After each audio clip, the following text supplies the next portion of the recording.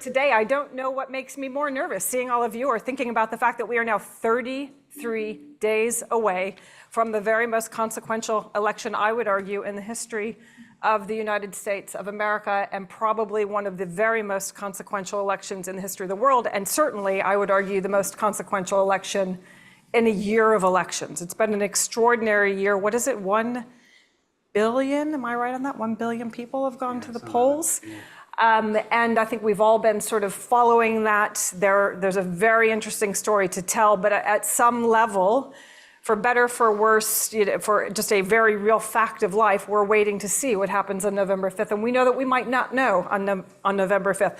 I'm Leslie Benjamori. I direct the U.S. and Americas program here at Chatham House. It is such a privilege and honor to be hosting a truly excellent set of panelists to talk about the U.S. presidential election and what lies ahead. We're on the record today. We have an online audience. You can talk as much as you'd like to about all the things that they say. We look forward to your questions. In addition to being 33 days away from the election, we already have early voting taking place in person, online. I think 13 million people nationally have signed up for their ballots. Of those, 50% of them are Democrats. Democrats tend to be more inclined to vote early. And we know that the polls, we're going to hear a lot more about this from John Zogby in particular. We know that the polls tell us a story that I think most of us probably read as being a real sign that it's a fool's errand to guess who's going to win on November 5th or whenever that result is declared. I should say one thing, which is that, we're an international affairs think tank. That means that we also are hosting a lot of conversations about the foreign policy and global implications of this election. We did that last week, the sort of global challenges, humanitarianism, migration, trade last week surrounding UNGA. We've been traveling across Latin America, Asia, and Europe, talking to government and international individuals about the stakes that they perceive in this election. But today is really about the election itself. And I think that is where the conversation is, and that is where the conversation really is going to remain for the next at least 33 days. So on the morning after an evening of a vice presidential debate, Justin Webb, very well-known voice to all of us who listen to the Today program, Radio 4, and also, in my case, watch you on TikTok. Brian Klaas, who writes prolifically, one of the leading thinkers on corruption, has written extensively on Donald Trump and many other things, contributes to the Atlantic Monthly. John Zogby, a leading pollster, has a book that came out just last week, and it has done a lot with us at Chatham House. Sarah Baxter was deputy editor of the Sunday Times, is now at the Marie Colvin Center in New York, and obviously writes extensively on this. So, Justin, over to you. Where are we? How do you feel about it? What did you think about that debate last night? How would you sort of capture the moment in this election, and what are you looking at in the days ahead? The debate was fascinating but unimportant, if that's a category that we can all agree exists. It was fascinating because J.D. Vance had made an obvious decision to move into the center or towards the center, in the sense that he was moving away from his kind of natural habitat of the online right-wing world that he has inhabited, and that has rather come back to bite him during the initial stages of the campaign. He obviously took a concerted decision, I think probably most people will think a successful decision, to move away from that. Walls looked a bit bamboozled by it. I thought, ultimately, does it matter? No, not one bit. You can all think of debates in the past, vice presidential debates, where there have been wicked zingers, and everyone said, gosh, he won. And it hasn't made the slightest bit of difference. And I don't think yesterday was any different from that. You could say, I suppose, in an incredibly tight race where 10,000 votes one way or the other in a couple of states could make a difference, you could say, well, if someone thinks, I was toying with Trump, but I'm a bit put off by it all going a bit towards one extreme, and actually that Vance guy seemed more reasonable than I've been told he was. and he might be taking over. Who knows? He might wait 4 years, might be taking over before 4 years. Maybe I might be more tempted to vote. I mean, I suppose you could make that case, but I just think it's incredibly unlikely, really, that it swings it one way or the other. The thing that I think we don't talk enough about, that I think hangs over the whole race, is what a Democrat described to me as the political malpractice of the whole Biden staying on and then departing so late thing, that everyone knew. So I do this Americast podcast. Well, at the end of last year, I said to our people, and I said it on air, rather to the surprise of some people at the BBC, I don't think Biden's going to be the candidate. And I also said I don't think Trump is either, because I thought there'd be a reaction. I thought Biden would go, and I thought Trump would then go because he couldn't. They wouldn't put him up against a newer, fresher face. And the reason why I said that is a fundraiser on the West Coast who I've been talking to said to me, I was in a room the other day with Biden. He was out to raise money. It was 20 people, and he was using an autocue, and he just didn't look up to it. And I think, to put it mildly, a lot of people knew and said nothing. And they got into this mess where he, famously hung on so late that she, even with the best will in the world, has a heck of a job, it seems to me, to catch up sufficiently to be in a position to win. And the polls, John will talk to us about the polls in a second, but the polls, it just seems to me, are a bit useless, really. When it is this close, the idea that you can, and within the margin of error, or at least when they're averaged out in every single one of the swing states, what are you expected to take from that? It could be, this is my final point, it could be that one or other of the candidates is actually quite concertedly ahead, but we don't know it. In other words, they could win all of the swing states. It's not necessarily, we keep saying as close, as if you can't tell from one to the other. Well, you can't, but it could easily be that someone will win all the swing states and win quite easily. So it's not necessarily going to be 269, which is the glorious outcome that I know people have kind of woken up to now and would cause all sorts of ructions. So yeah, it's close, but it might not be close. And there's this hanging over it, it seems to me, this idea that actually it shouldn't be. America shouldn't be in the position it is in, and the Democrats shouldn't be this unsure-footed, if that's a word, when it comes to standing for what they want, which is to get rid of Donald Trump. It is an interesting question. If there had been a decision made earlier on the part of President Biden, whether that would actually have changed the margins, given what we know about the American electorate.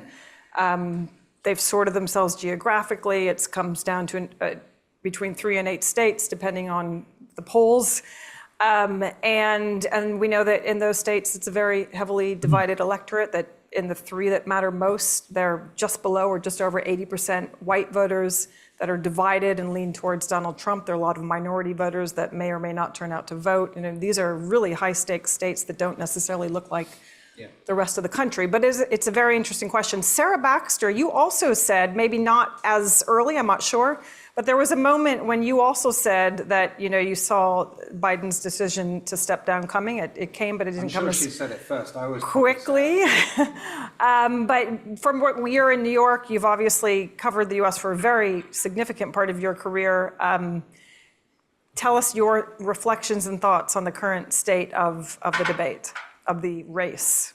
Well, first of all, I'd like to politely disagree with Justin on 2 points. One, I think the vice presidential debate did matter, and I'll explain why in a moment. And 2, I think the best thing that happened for the Democrats is not to give Kamala Harris too much time, or indeed time for any other candidate to emerge. I think the lack of time has been hugely helpful to her, because she roared ahead of Trump. She's now getting a bit stalled. The best thing for Democrats would have been for her to go to for America to go to the polls the day after she convincingly won her debate with Donald Trump. Having had a huge surge of momentum from coming onto the scene, Kamala Harris is now stalling in the lead, but not comfortably in the lead. And that's what puts everything on a knife edge. And because things are on a knife edge, I did think the debate mattered. One of the issues about Kamala Harris, the questions persistently asked, is Is she lightweight? She's persuaded people that actually she's a pretty darn good campaigner and good debater. But does she really have the chops to be president?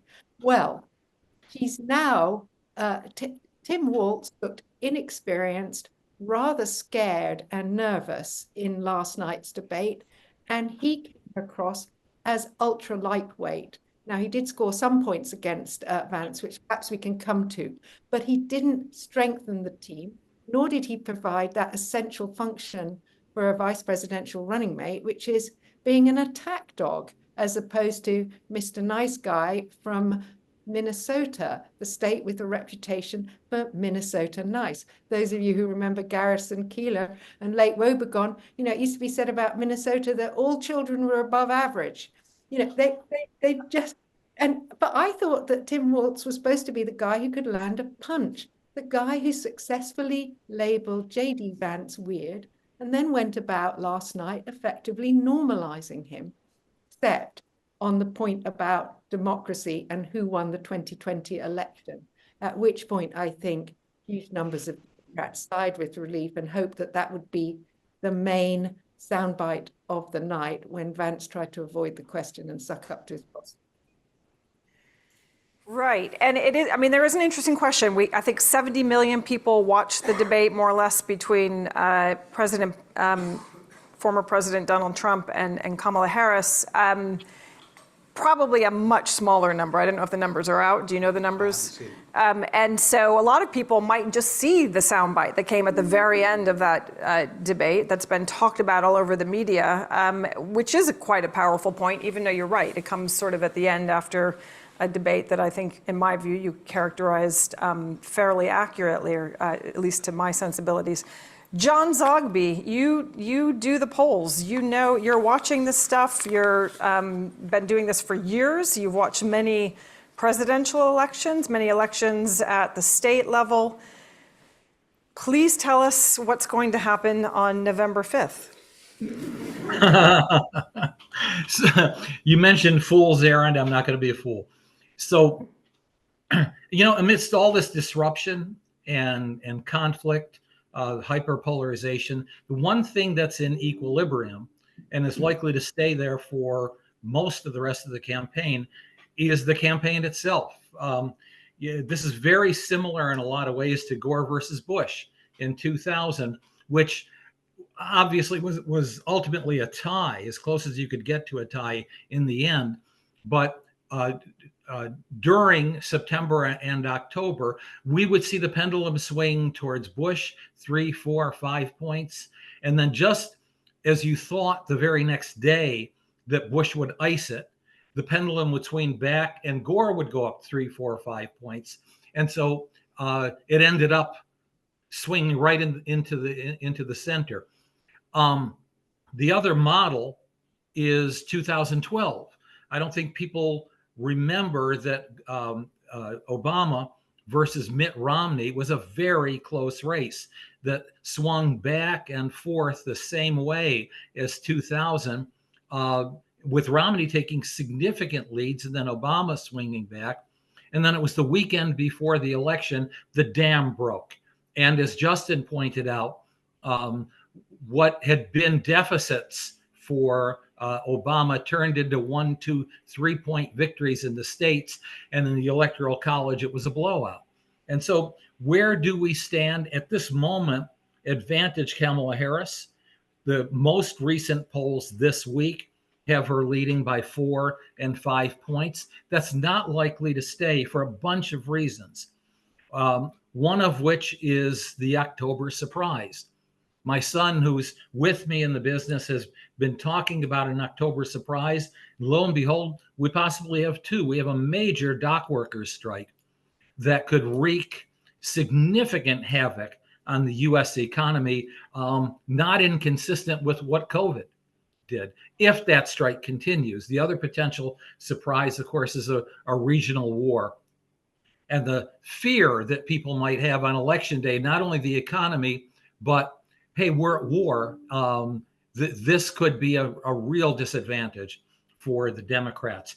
But in the final analysis, I think that we're more likely to see a 2012 redux than a 2000 redux.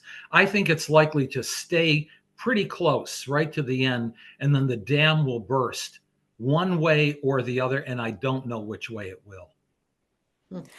I confess I did read an exchange that you had, I think, with your son just recently, where you explained this, and it's quite terrifying to think that the future of many basic policies in the US and globally might hinge on a dam breaking, and who feels more passionately on the day to turn out and actually register their vote. It's if it's terrifying for Americans, it must be really terrifying for the rest of the world.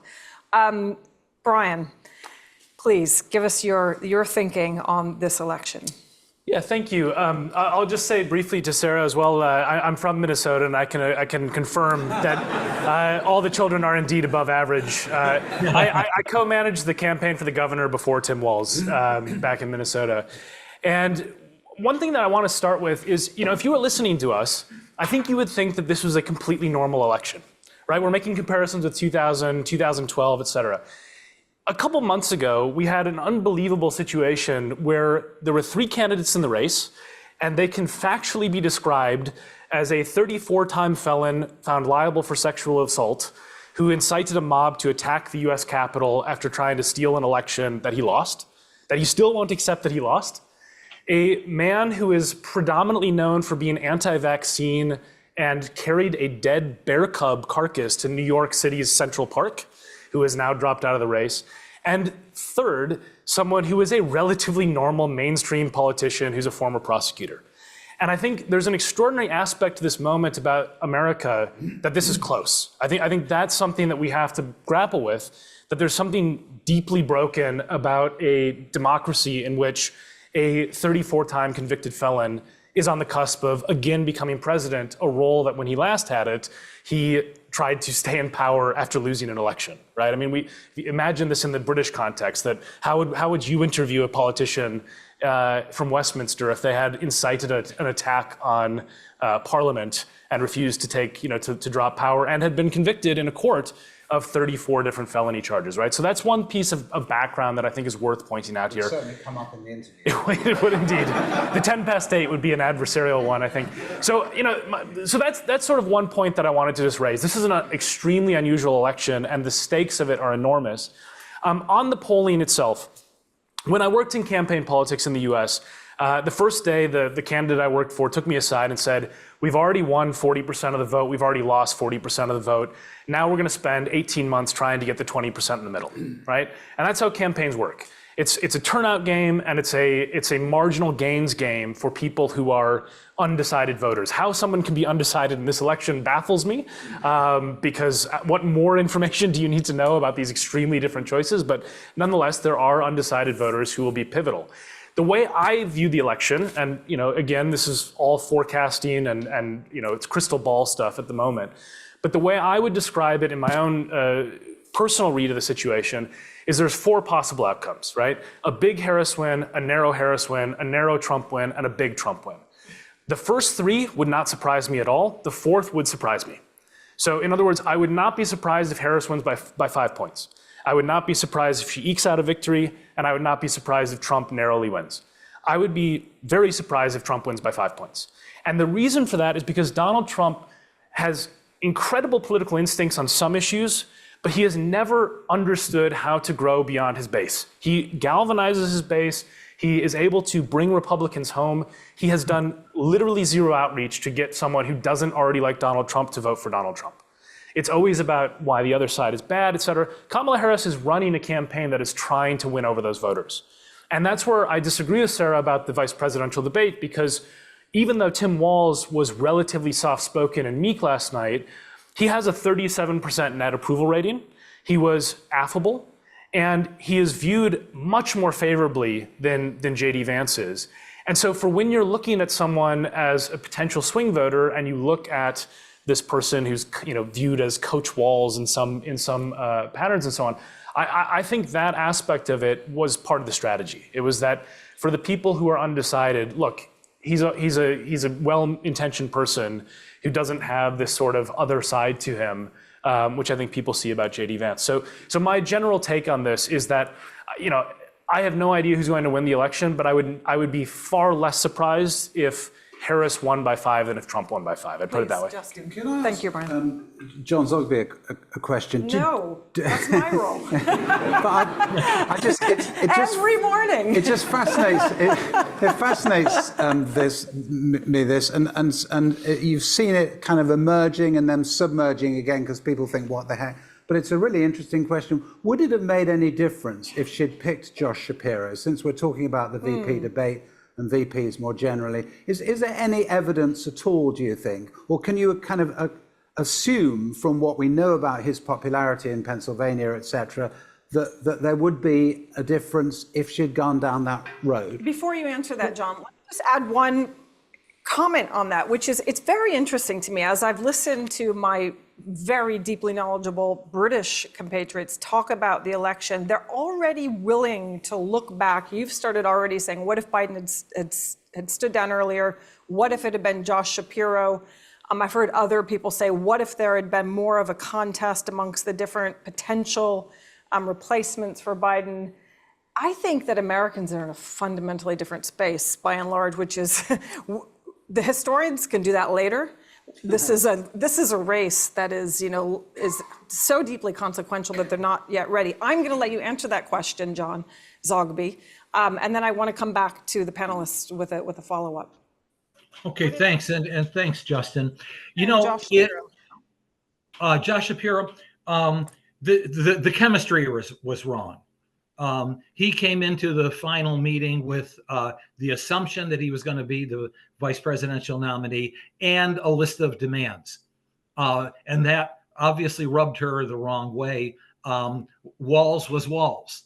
But the fundamental difference, I think, came down to a demographic, not simply the Midwest, where Josh Shapiro could have helped, but young voters, particularly younger women voters, for whom Gaza is an extremely important issue. And Tim Walz had a much more moderate stance towards Israel, supportive of Israel, but much more modulated. Josh Shapiro was out front, pro-Israel, and that is going to matter. It's going to matter not simply, as everyone says, to Arab Americans, in Michigan, but really to younger voters, particularly, as I said, younger women. Thank you for that. And it sort of does get to the next question that I want to ask. And what you've just said seems especially important in light of the current moment. I guess I want to ask you the identity question, all of you. And, we know when we read the polls that Americans are voting primarily on, how expensive is their gas, their rent, what are they paying for a cup of coffee, their food, especially in the grocery store. And they care about immigration, they care about abortion rights. We sort of know the list of issues. But there is also the looming obvious fact of this election, which is that there's a woman on one side and there's a man on the other, and the man is white and the woman is not white. And it's not really, as I've seen it, fully integrated into the polls, but there is a question of who can represent us and what makes sense. And in the swing states in particular, where you're talking about give or take, depending on the 3 big states, 80% white voters, middle class, and the campaigns have been about the middle class, but surely identity is something that is driving voter choice. I mean, before we go to the pollster, maybe Sarah, what is your insight into that? You're on the ground in the United States.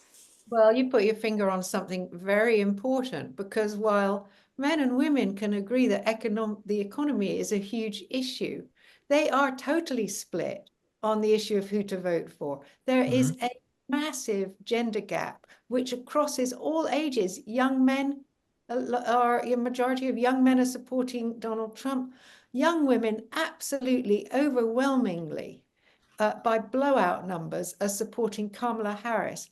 Now, there's an interesting figure that the Brookings Institution came up with, which said that women are more reliable voters than men.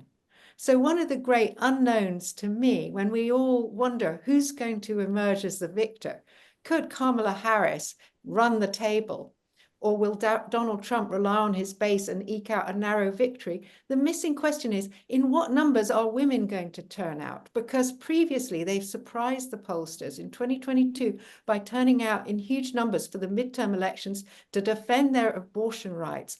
Because basically on the Republican side, we have two men on a ticket who want men at state level, who run the state legislatures, etc., to tell women what they can do with their bodies. And this is huge for women.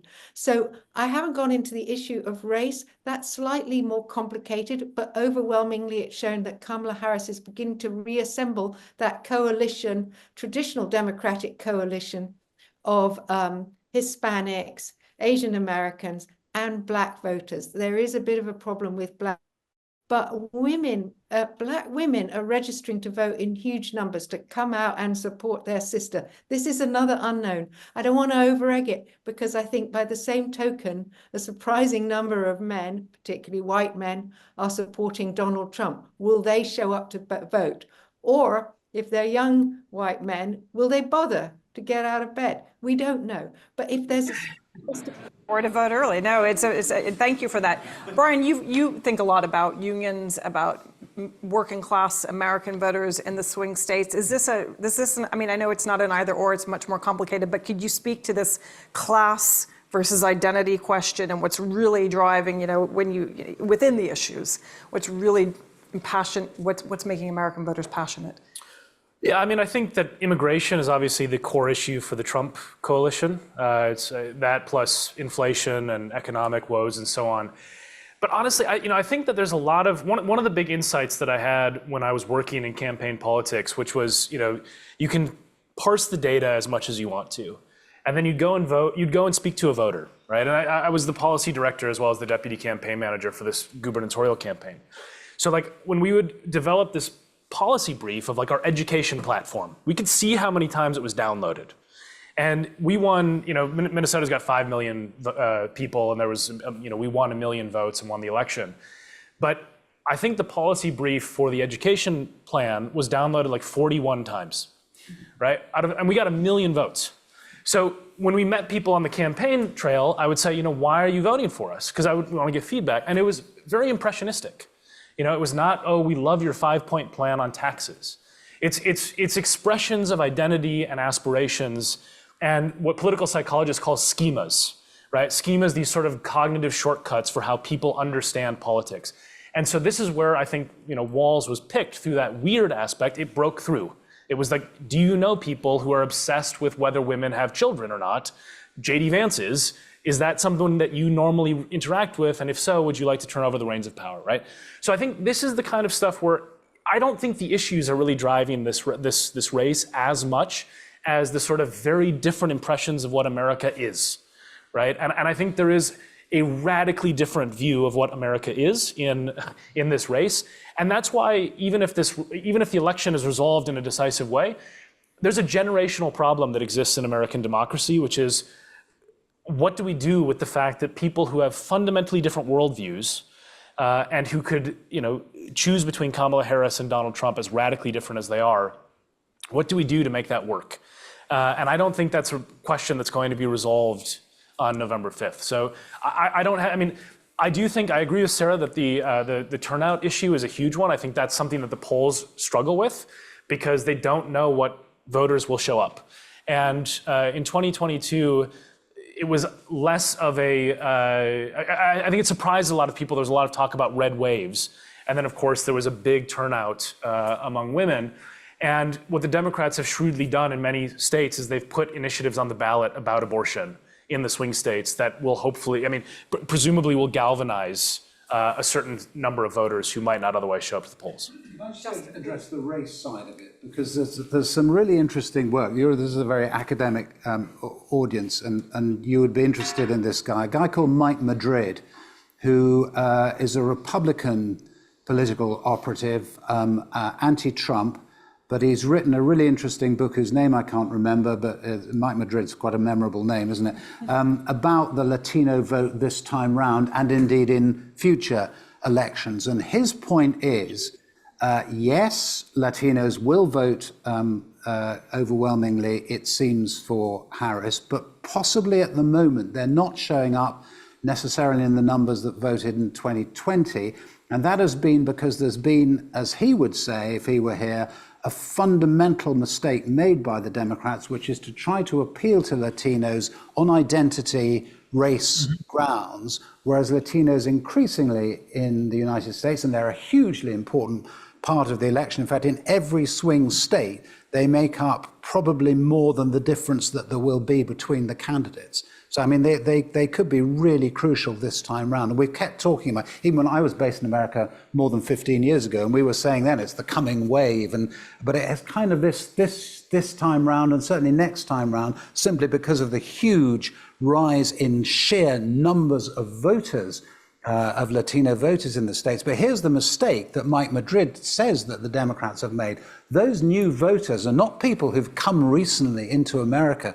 Because of the crisis, the financial crisis, and because of COVID, there's actually been quite a reduction in the numbers of people coming in and becoming naturalized citizens and earning the voting right.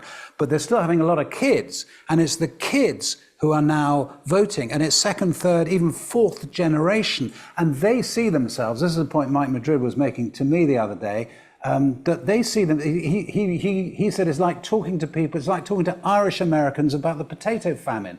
They just look at you kind of blankly as if, why is that? So the way that you approach these people, if you approach them on kind of racial grounds and say you are part of an oppressed people of color in this country, and we're going to do X, Y, and Z. That is not, according to this guy, the way to do it. The way to do it, and this is the point of this, the way to do it is through, because they are so much the backbone of the American working class now, particularly the men. I think 1 in 5 construction workers is now a Latino man, that those things that Kamala Harris has concentrated on more recently, like housing, and construction more generally, and housing not just in terms of providing housing, but housing in terms of making housing, that those are the ways. In other words, it's a class-based approach that he is saying she should take. And it's really interesting to me whether or not that is the right approach, whether Latinos can be brought on board to an extent that makes a real difference this time round. And indeed, as Sarah was saying, young black men as well. We came across, my colleague Mariana Spring interviewed a young black guy in Atlanta at the beginning of the year, and she was talking about who he was going to vote for, and he said he'd probably vote for Trump. And Mariana said, are you not worried that he's a racist? And he said, yeah, I think he is, but then I think they all are. And at least he's kind of open about it. And there's this sort of, you were talking about, is it schema? I'd never heard that before. This kind of sense with Trump of kind of rugged authenticity, even if you don't terribly like him as a person, which I think still matters, actually, this time round. And to some of these groups of people for whom democracy has not been very kind in the past, they're seeing this through a different lens. I think that's the point that these people make. It is interesting, too, because, under one additional thing underpinning what you're saying is that there's sort of a disagreement about, for that working class, is the story that resonates, you've not done well, and therefore we should give you housing benefits, and we know the list, or is the story that resonates, you are the backbone of America, you can have anything here, you can do well. And I'm very surprised. As I've said many times, I grew up in Omaha. It's an important place in this election. Potentially, I was there a few weeks ago, a couple days after Lindsey Graham, who failed in his effort to turn that into a winner-takes-all state.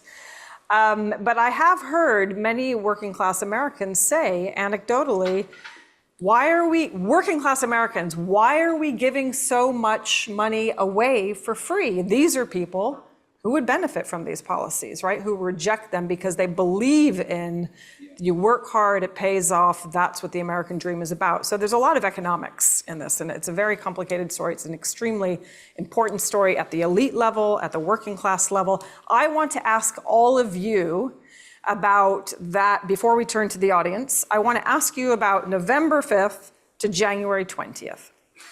That's a really important time. Always the fundamental norm in any democracy is a peaceful transition of power. We all know that that is something that is regulated by laws, but it's also regulated by people's willingness to comply with norms, which aren't fully legal. And we all know that it doesn't always work well.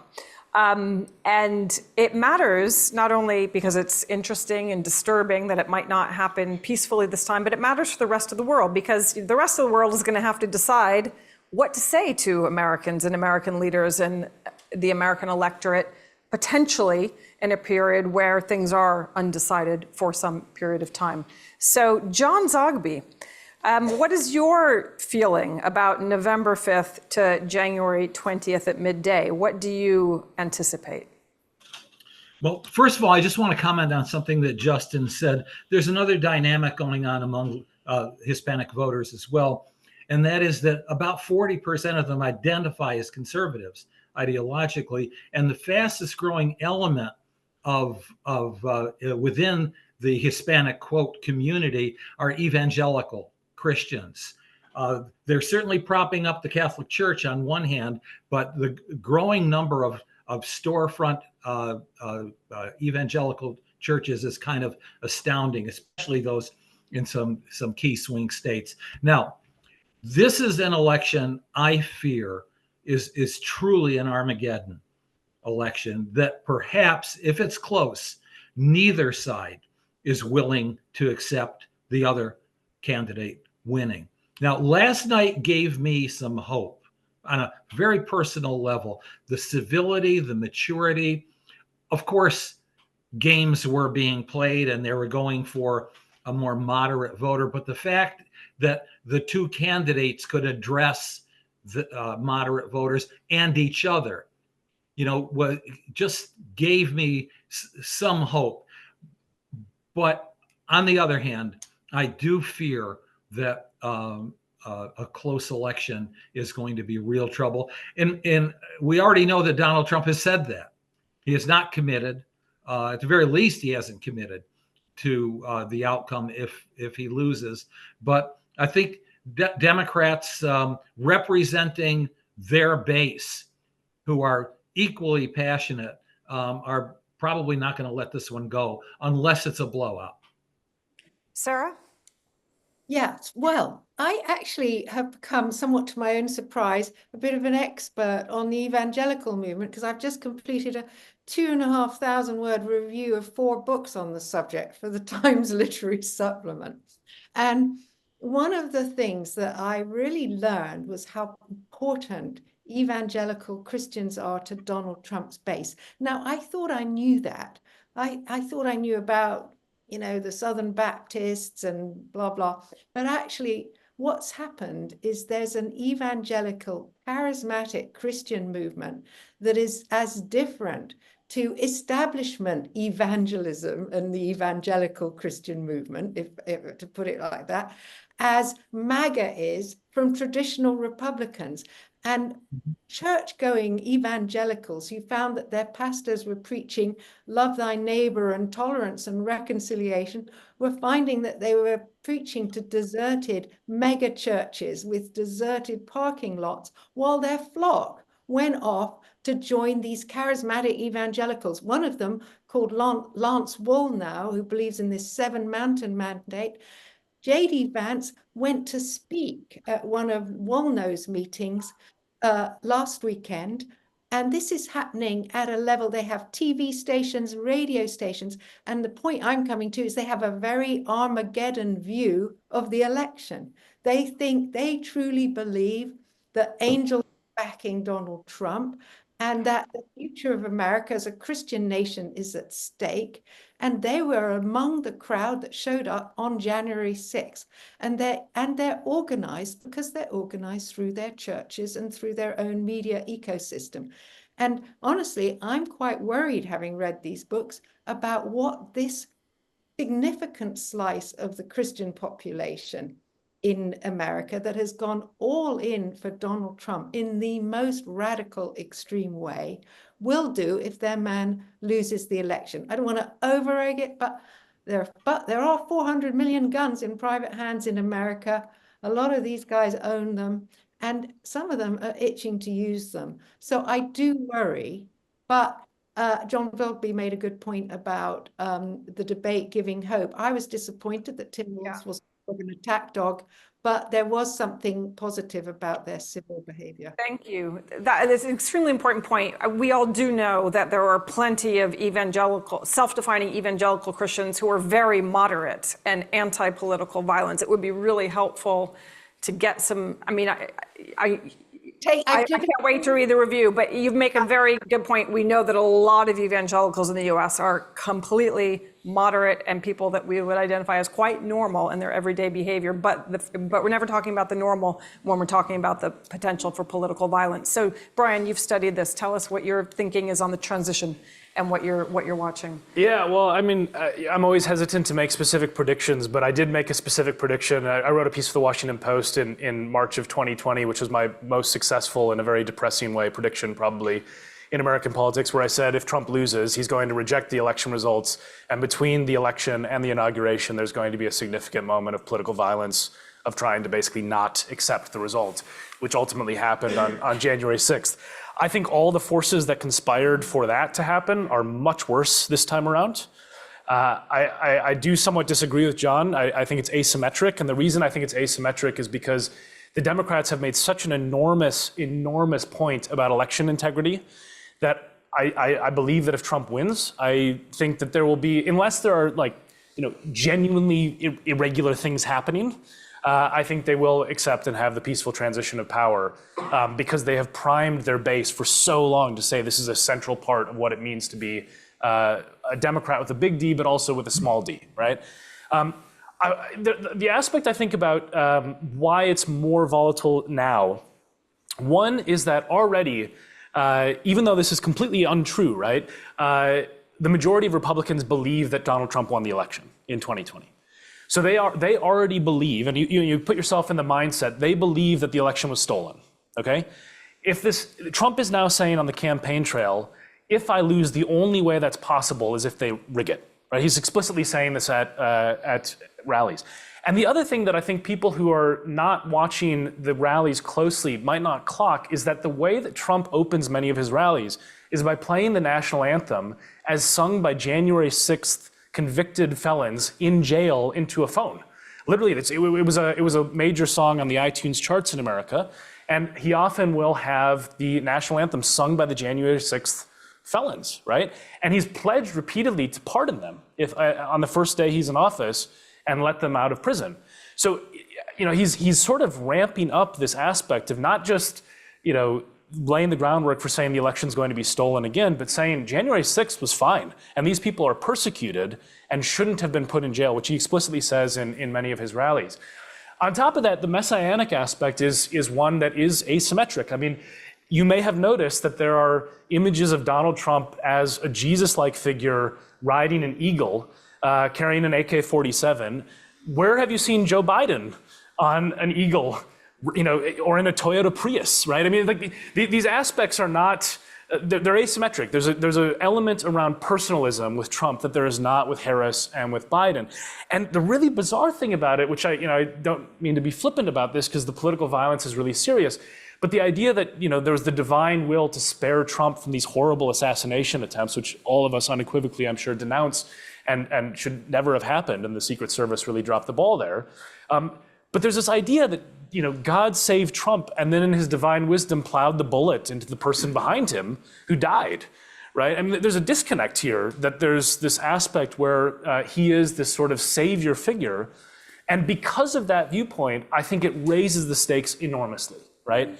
I don't think the Democrats will be happy. I think there's going to be a cataclysmic reaction in terms of the sort of outpouring of grief and anger if Trump is reelected and worry and so on. But I don't think there will be a systematic attempt to block the certification of the results in the way that there was after the 2020 election. So I would personally say that if Trump loses, I think there's a significant risk of political violence.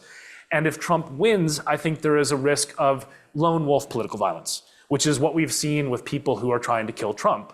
Not militias, not Democratic politicians inciting violence, et cetera, but a genuine risk that a lone wolf will try to enact political violence in that way. Justin, please, add to yes. that. So election night itself, I mean, you've talked about the period up to the transition. Election night itself, it seems to me, is a potential danger, simply because you're going to have what happened last time, but potentially even more so, in as much as Trump will seem to be winning initially, because they'll be counting the votes that were cast on the day, and it seems as if Republicans could vote early, but it seems as if they certainly haven't in the past, and it looks as if they're not going to this time round. And there may be a really significant, we don't know how many people will vote early, will have voted early, but it could be really significant numbers, and they're likely to be Democrats. And in some key states, and I think I'm right in saying Pennsylvania is one of them, you can't count the votes that aren't counted on the day, that aren't voted on the day, until you've counted all the ones on the day. So he will be ahead,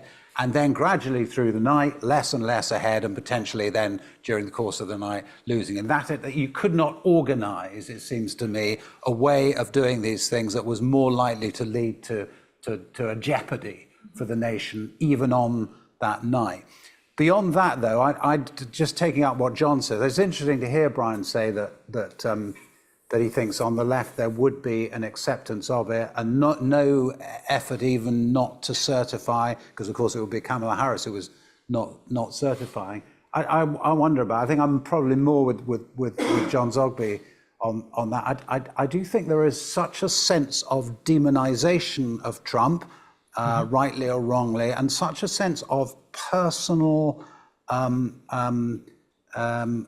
commitment to this whole thing, and of anger that will be partly directed at Joe Biden, partly at the Democratic Party, but it seems to me partly at every kind of aspect of America that has, in quotes, allowed this to happen. And I'm not entirely convinced, when you look at the Black Lives Matter protests and all the other things that have brought people onto the streets, I'm not entirely convinced that a Trump victory is kind of completely then free of any kind of pushback and potential pushback on the streets. I think there are dangers on both sides, and I'm not saying that simply because I work for the BBC and we tend to say those things. I think it is generally. Well, the nice thing about this panel is that a lot of what we're hypothesizing, we will be able to evaluate in a matter of 33 days. I'm going to come straight to all of you. First, I'm going to take 2 questions. First, right here.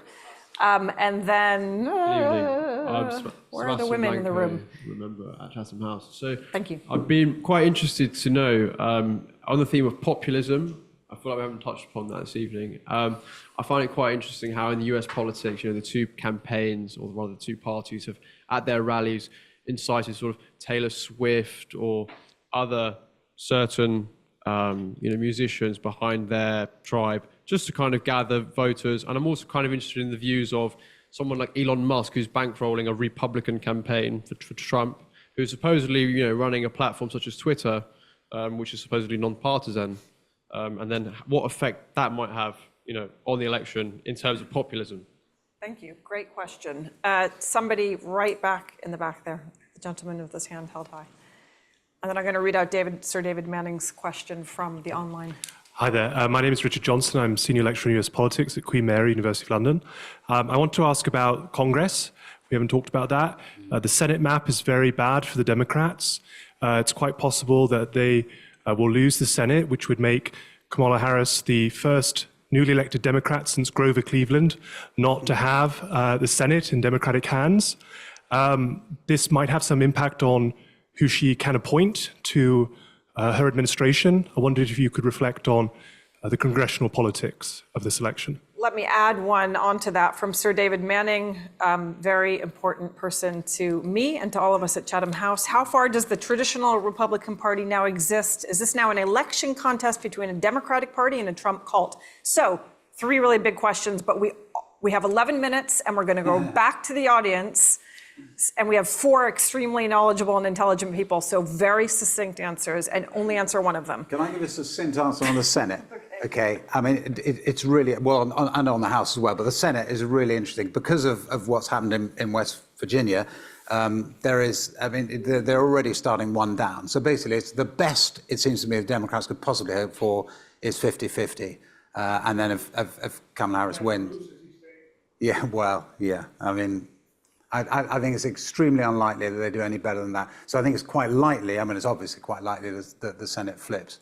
And that situation that you've just outlined happens, and it is really important. It does absolutely hamstring her in all sorts of ways, except that it's equally possible that in that situation, if she wins, that the House is re-won by the Democrats, probably not by much, but by a bit. And that further complicates the situation, but potentially ameliorates the loss of the Senate. But you're absolutely right. I think we focus, in a sense, way too much on the presidential election for pretty obvious reasons. But what happens in the House and the Senate will have a really big impact on actually either of them being able to do what they want to do. Very important point of discussion in all of our bilateral meetings, especially in Mexico, because that how Congress goes obviously matters for a lot of the big issues at stake.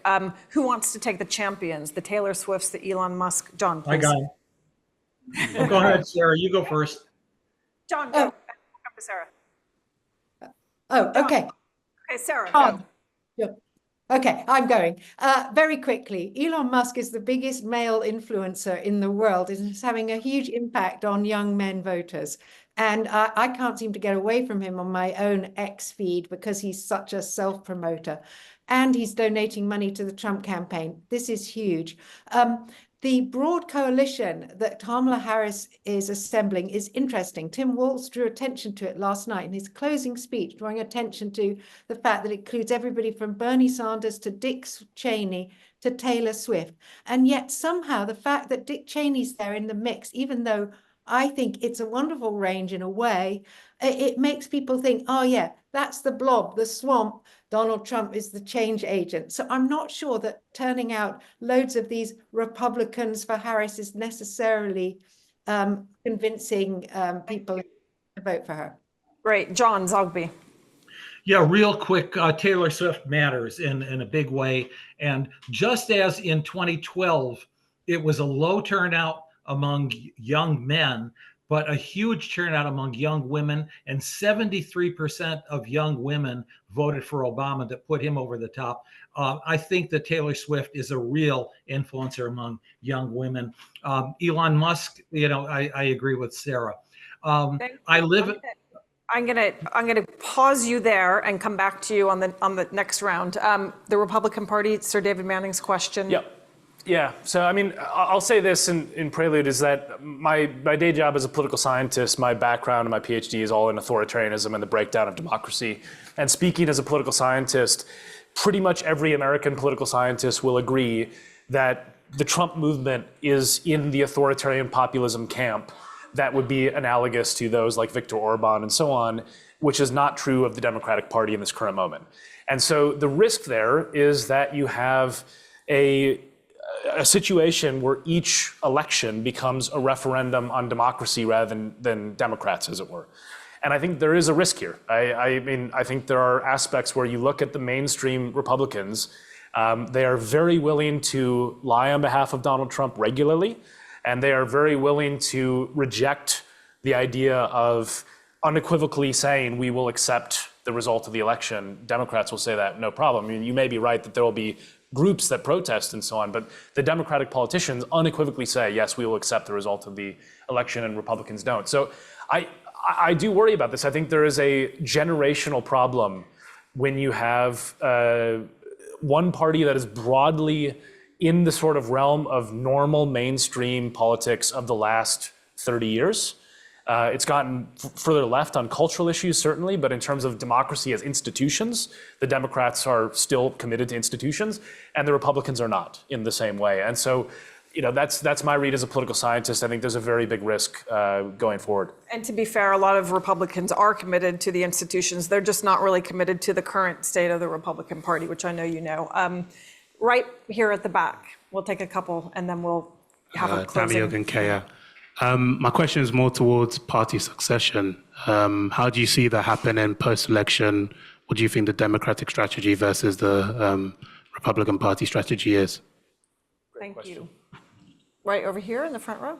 And actually the woman right, if you go to the woman first right at the back, and then we'll come to the front row, and then we'll come back. Hi, thank you so much for the really interesting talk. I work at Wellcome Trust. I'm just really curious to understand a bit more about what a second Trump presidency might mean for multilateral cooperation. We've been hearing, for instance, that Canada aren't really planning their G7 presidency until they know the outcome of the election, because if it's Trump, it will be greatly diminished. So great to hear more. Thanks. Great question. Something we think about a lot here at Chatham House. Hi, thank you. I'm a student at the School of Oriental and African Studies, getting my master's in diplomacy, and I hear a lot of talk about what could happen potentially if the election goes through, if it's very close, as you're saying, with there being 4 options. With what's going on currently in Fulton County in Georgia, with the talks of the electors potentially not certifying, could you see there being a 5th option where they're delaying it, potentially not certifying, and then causing more confusion and doubt? Anybody else? Right front row here, and then we'll wrap and come. Everybody gets a minute to answer one of those questions. So my question to the panel would be, how dangerous do you feel a future Trump presidency could be to NATO, given his comments in the past and his actions during his presidency? Do you see a future for NATO if Trump were to become president? This is a good moment for me to say that we're having a very important panel on October 30th here, where we are going to look at questions of multilateralism, of NATO, and of the G7. So please return, because we have 4 minutes. And I'm going to go in reverse. I'm going to start with the people on screen and then come in reverse order to the people on the floor. John, you get a minute. Yeah, on the multilateralism and on NATO, I think that they're in serious jeopardy. And at the very least, delayed responses on the part of a second Trump administration, and less of a commitment to multilateralism, both in the Middle East region and on the European front. Thank you. Sarah? Oh, I'd like to address the question about what happens afterwards, depending on who wins or loses. And a shout out to Sir David Manning, by the way. He was Washington ambassador when I was in Washington for the Sunday Times. But it sort of pertains to his question as well, because the Republican Party is a bit of a cult, and it's going to have to go through some sort of deprogramming. I actually thought, though, J.D. Vance did himself some favors as a potential future leader who could move more towards the center if necessary, despite being way out there in so many of his public pronouncements. And maybe he was playing that game. And the Democrats, quite simply, are going to be fighting like cats in the sack over it should have been me, who'd taken on Donald Trump. And it's going to be a terrible bun fight. I'm going to go Brian and then Justin, because I'm going to rely on Justin to lift us up on a positive note before we head out the door. And I don't ever look to Brian for that. And as much as I truly admire your work, that is not where you land. So. Well, I will say my pessimism has been relatively accurate. So what I'll say is about the multilateralism and the NATO points and some of this other stuff, there's a bigger picture point that I want to close on, which is that I think the biggest mistake people are making when they think about a potential Trump second presidency is believing that because we saw this film once before, the sequel will be the same. Trump 2.0 would be radically different from Trump 1.0 in my view, because the Republican Party has completely changed. And in 2017, you have his signature legislation, his international affairs constrained by people like John McCain, Jeff Flake, Liz Cheney. I mean, all the people who stood up to him that blocked the more extreme aspects of his presidency are either dead or have been purged from the Republican Party. And the people who replaced them are true believers. Or they have become true believers like Lindsey Graham and Ted Cruz and so on, where they're willing to, even though they privately know this is a disaster, back him publicly. And so I think that this is my biggest concern, is that people are not understanding that Trump's rallies are much more vindictive than they were in 2016. They're much more angry. And also, we haven't talked about this, but he has his freedom on the ballot as well, because he could realistically go to prison if he loses the election. And so I think that aspect is something where I would not suggest that because he stayed in NATO the first time around, that we can bank on him doing that the second time around. Thank you. Okay, Justin. against that, in 30 seconds, you look at the end of the 60s and the beginning of the 70s in America, look at the assassinations, look at the divisions, look at the kind of wholesale disaster that people right across the board thought that the nation was, and look at what happened afterwards. I mean, mentioned Watergate in that. America has this most incredible, it's a trite thing to say, but it is actually true. And my God, we know this from recent economic facts where we in Europe have struggled to recover from COVID, and America has had this extraordinary success, not that it's done Biden and Harris much good electorally, but this incredible kind of soft landing, but more than that, ability to grow again. It's the most extraordinary, vibrant place. For all that Brian says about its politics, Donald Trump is probably sui generis, as they say in Mar-a-Lago, and Trump lights are not going to work, it seems to me. And America, the natural thing is a kind of return to the medium when it comes to its politics. And I actually think there is a case to be made for being more optimistic about not only the longer term America, but even the kind of middle term in America than we naturally would. I'm seeing agreement across the panel. I am completely, from Nebraska here, we've got a lot of diversity geographically amongst our Americans at Chatham House. I'm a medium-term optimist. I think that the short term is going to be rocky, but we're in it to win it, whatever that means. And this was tremendous. This was a great start of the 33 days, and I think we will continue to come back to this conversation. Obviously, October 30th, we have a panel on November 6th, but we will have more conversations in between. What a tremendous panel. Thank you for giving your time, and we look forward to continuing to read all of your work. Thank you.